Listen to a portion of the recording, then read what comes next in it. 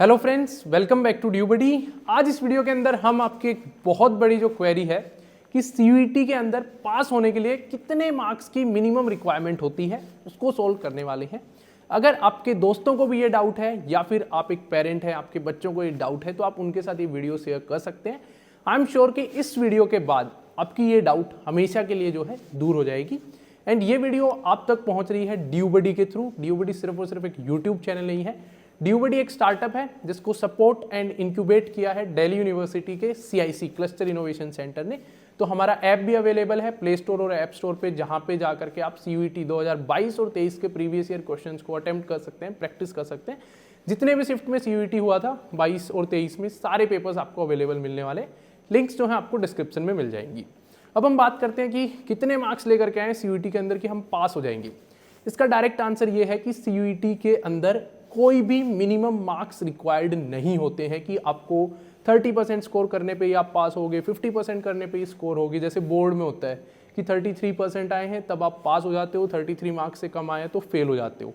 But ऐसा CUET में नहीं है। CUET के अंदर कोई मार्क्स की रिक्वायरमेंट नहीं है। फिर CUET के थ्रू एडमिशन कैसे होता है वो मैं आपको एक्सप्लेन करता हूँ। देखिए, CUET के अंदर लैंग्वेज होती हैं, डोमेन होता है और एक जनरल टेस्ट होता है। जो जनरल टेस्ट का पेपर आता है वो 250 मार्क्स का आता है। हर किसी को वो देना जरूरी नहीं होता है। ये डिपेंड करता है कि जनरल टेस्ट किसको देना है, वो आप किस यूनिवर्सिटी के किस कोर्स में एडमिशन लेना चाहते हो उसके ऊपर डिपेंड करता है। वो मैंने एक वीडियो में बता रखा है कैसे आप चेक करेंगे कि किस यूनिवर्सिटी में रिक्वायर्ड है, किस कोर्स में रिक्वायर्ड है। ऊपर आई टैप में और नीचे लिंक डिस्क्रिप्शन में मिल जाएगी। देन आपका सेकंड पार्ट लैंग्वेजेस होती हैं। लैंग्वेजेस के अंदर सारी लैंग्वेजेस जो इंडियन कॉन्स्टिट्यूशन में है लगभग आपको उसके अंदर आप एग्जाम जो है अपीयर कर सकते हैं। देन तीसरे आपके डोमेन होते हैं। डोमेन मतलब जो आपके 12th वाले सब्जेक्ट होते हैं वो होते हैं। देन आपको इन तीनों के अंदर से general test, languages and domains, उनके अंदर से अपने पेपर जो है वो सेलेक्ट करने होते हैं। एंड डोमेन और लैंग्वेज का पेपर मैक्सिमम मार्क्स 200 होते हैं एंड जनरल टेस्ट में 250 का जो है आपका पेपर आता है। आई थिंक यहाँ तक आप समझ गए हैं। सो जब आप CUET के एग्जाम को अपीयर करते हैं उसके अंदर आप जो भी मार्क्स स्कोर करते हैं उनके बेसिस पे आपकी एक मेरिट लिस्ट बनती है। अब ये मेरिट लिस्ट में कोई यूनिवर्सिटी जो है वो 2 सब्जेक्ट्स देखती है कि आपको CUET के अंदर कोई भी 2 सब्जेक्ट्स देने हैं, वो बता देते हैं कौन से देने हैं, हम इनके बेसिस पे मेरिट बनाएंगे। दिल्ली यूनिवर्सिटी में 3 और 4 सब्जेक्ट मांगे जाते हैं, साइंस के लिए 3 एंड आर्ट्स एंड कॉमर्स के लिए 4 सब्जेक्ट्स मांगे जाते हैं कि ये 4 सब्जेक्ट्स आपको देने हैं। पूरी प्लेलिस्ट में मैंने समझा रखा है दिल्ली यूनिवर्सिटी का कि किस कोर्स के लिए कौन से सब्जेक्ट्स की रिक्वायरमेंट है।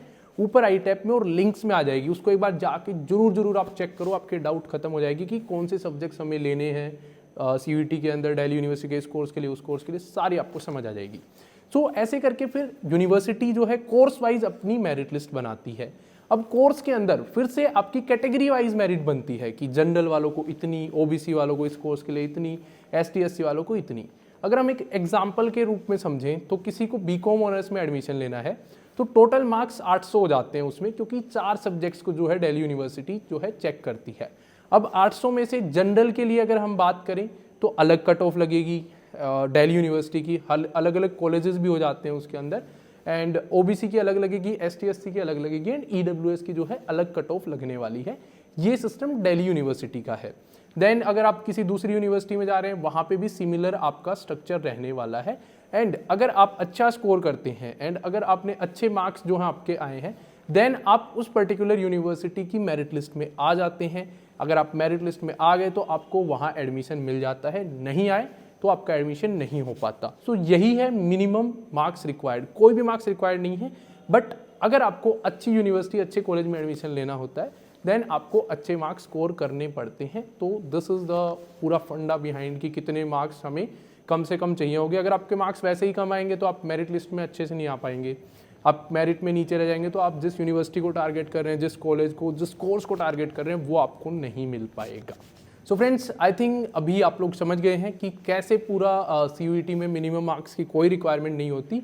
देन टू आपको पढ़ के अच्छा स्कोर करना होता है क्योंकि एक कॉम्पिटिटिव एग्जाम है। अगर आपकी अभी भी कोई डाउट है आप कमेंट्स में पुट कर सकते हैं। अगर डाउट नहीं है, आपको पूरा फंडा समझ आ गया, तो फटाफट लाइक बटन प्रेस कर दो यार, क्योंकि इससे हमारा जो कॉन्फिडेंस है वो बहुत ज़्यादा बूस्ट होता है। एंड जैसे आप एग्ज़ाम में अपना एग्ज़ाम लिखते हैं, तो ये भी मेरा एक एग्ज़ाम है कि मैं डेली वीडियो बनाता हूँ, आप लोगों की हेल्प होती है या नहीं होती, वो आपके लाइक से मुझे पता चलता है। ड्यूबडी को ऐसी ही इन्फॉर्मेशनल वीडियोज़ के लिए सब्सक्राइब कर लीजिए। थैंक यू, बाय बाय, मिलते हैं नेक्स्ट वीडियो में।